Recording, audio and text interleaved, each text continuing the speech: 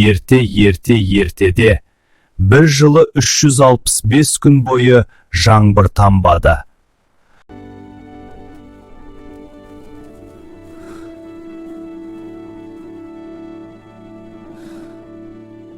Теңіз жағалауына барсақ, кеберсіген тұмсығымыздың суға тиюі сөзсіз ғой. Бірақ ол тым алыс, енді не істесек екен? Оның шарасы бар. Теңіз жағасынан арық қазайық. Су өзі ағып келеді. Келсеме. Мен қырқылжың қариямын. Басым ағарған. Қалай жұмыс істеймін?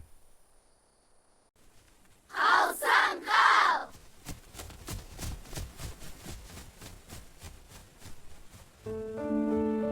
Олар 7 күн, 7 түн тынбай еңбек етті.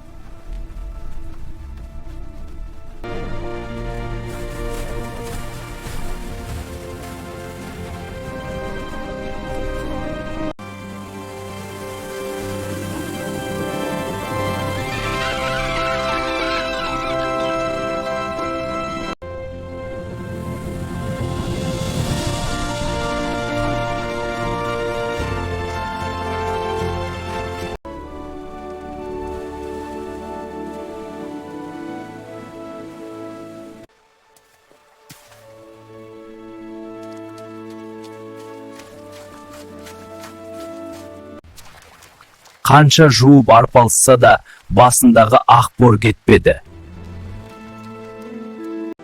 Содан бері оны жұрт Ақбас торғай деп атап кетіпті.